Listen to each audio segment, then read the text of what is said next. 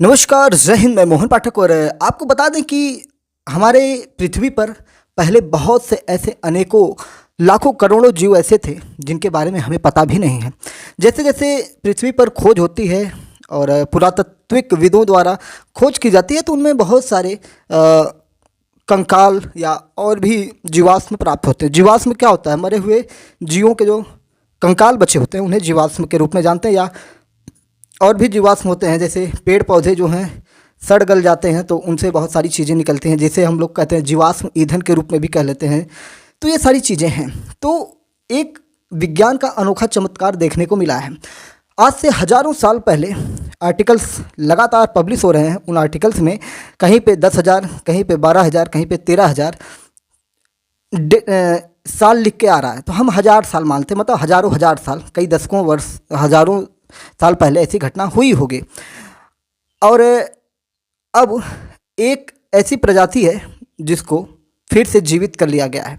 Dyer wolf जो हैं उनके एक ऐसे ब्रीड को तैयार कर लिया गया है जो अब दुनिया में जीवित रूप में आप उन्हें महसूस कर सकते हैं।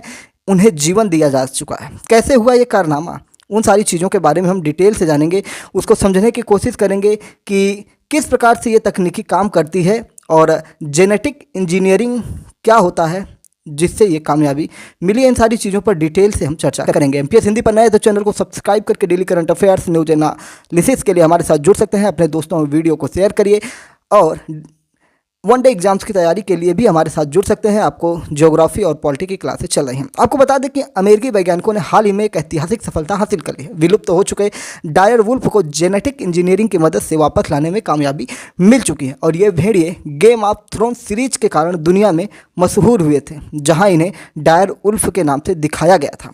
अब ये कोई मजाक नहीं है, ना ही कोई कल्पना है। ये सिर्फ फैंटेसी नहीं है बल्कि रियलिटी बन चुके हैं। यह अद्भुत वैज्ञानिक उपलब्धि कैसे हासिल हुई, ये तो बड़ी ही अचरज की बात है, क्योंकि वह विज्ञान जब खोज करता है तो अचरज होता ही है।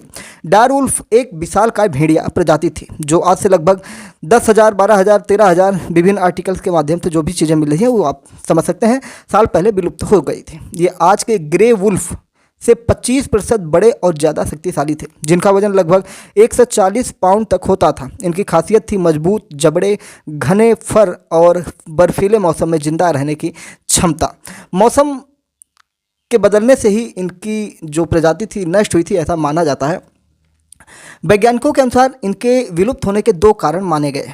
एक शिकार की कमी और दूसरा मानव शिकार। शिकार की कमी का मतलब कि डायर वुल्फ मुख्य रूप से बड़े शिकार जैसे बाइसन और मैमथ पर निर्भर थे, जो विलुप्त हो चुके थे। और वो जब शिकार नहीं करते थे तो उन्हीं का बचा हुआ खाना ये खाते थे। इसलिए शिकार की कमी की वजह से धीरे धीरे विलुप्त होते चले गए। इनकी तादाद कम होती चली गई और अंत में समाप्त हो गए। मानव शिकार की भी बात की जाती है कि इंसानों के बढ़ते दबाव ने इनकी आबादी को खत्म कर दिया। इस असंभव सी लगने वाली बात को कोलोसल बायोसाइंसेस नाम की बायोटेक कंपनी ने सफल बनाया। उन्होंने डी एक्सटिंक्शन तकनीक का इस्तेमाल करते हुए 2021 में डायर वुल्फ के जीवाश्मों से प्राचीन डीएनए निकाला। आधुनिक ग्रे वुल्फ के 20 जीनों में बदलाव करके डायर वुल्फ की विशेषताएं जैसे बड़ा आकार, घना फर और मजबूत हड्डियां शामिल की गई। मॉडिफाइड एम्ब्रोज को सरोगेट कुत्तों में डाला गया, जिसके बाद 3 स्वस्थ डायर वुल्फ शावक पैदा हुए।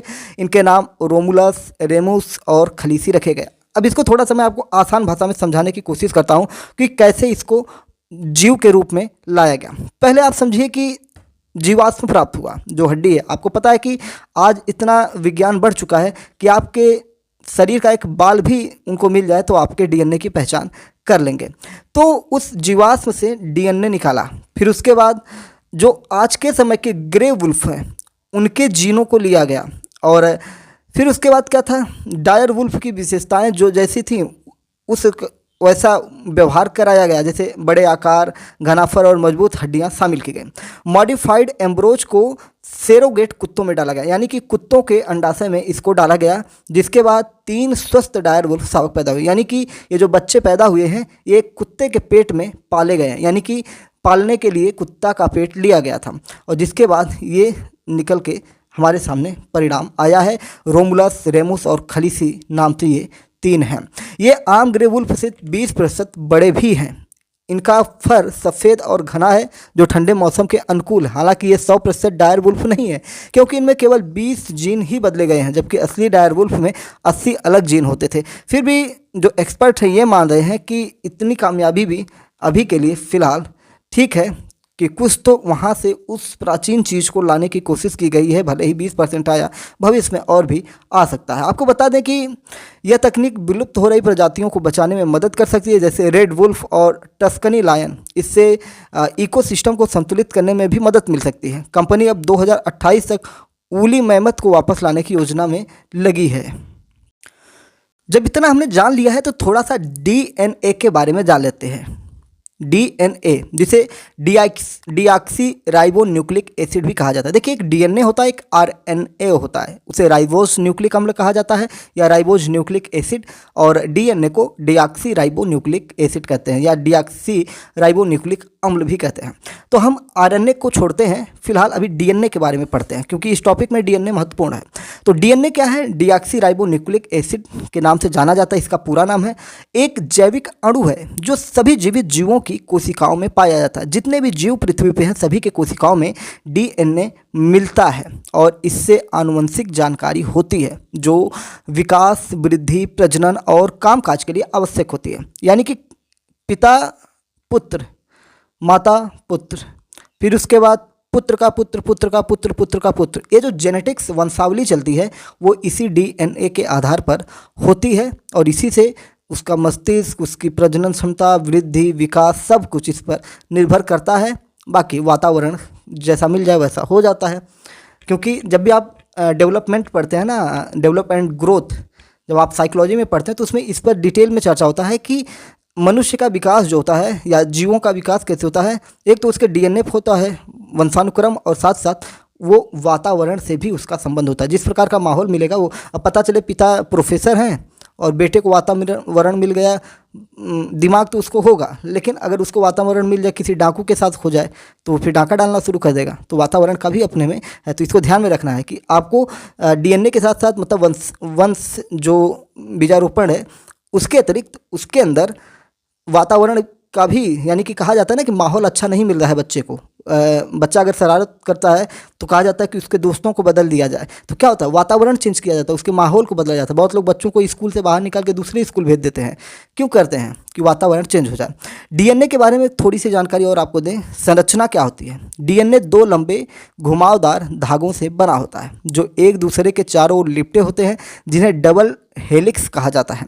DNA में 4 प्रकार के न्यूक्लियोटाइड होते हैं, एडेनिन, साइटोसिन, गुआनिन और थाइमिन। क्या क्या? एडेनिन, साइटोसिन, गुआनिन और थाइमिन होते हैं। जीन भी होता है, DNA में जीन होते हैं। जीन जो आनुवंशिक जानकारी के छोटे खंड होते हैं जो प्रोटीन बनाने के लिए कोड प्रदान करते हैं। DNA सभी जीवित जीवों के लिए आवश्यक है क्योंकि यह आनुवंशिक जानकारी को संग्रहित करता है और इसे एक पीढ़ी से दूसरी पीढ़ी में भेजता है, स्थानांतरित करता है। DNA में ही हमारी आँखों का रंग, बालों का रंग और अन्य शारीरिक लक्षण निर्धारित होते हैं। DNA का पूरा नाम हमने आपको बताया कि डीऑक्सी राइबो न्यूक्लिक एसिड होता है। उम्मीद है कि सारी चीज़ें आपको समझ में आई होंगी और किस प्रकार से विज्ञान ने चमत्कार करते हुए इन जीवों को फिर से पृथ्वी पर लाने में कामयाबी हासिल की है। भले ही वो 100% ना हो, लेकिन फिर भी कुछ हद तक तो काम हो चुका है। इसका लाभ ये होगा कि अभी जो जीव हैं जो विलुप्त हो रहे हैं उनको अभी बचाया जा सकता है क्योंकि उनका DNA हमारे पास 100% मौजूद है और वो भी जीवित रूप में। ठीक है, तो उस पर काम किया जा सकता है। जय नमस्कार, भारत माता की जय। चैनल पर नए हैं तो चैनल को सब्सक्राइब करके हमारे साथ जरूर जुड़िए डेली करंट अफेयर्स और न्यूज़ एनालिसिस के लिए, साथ ही साथ वन डे एग्जाम्स की तैयारी के लिए।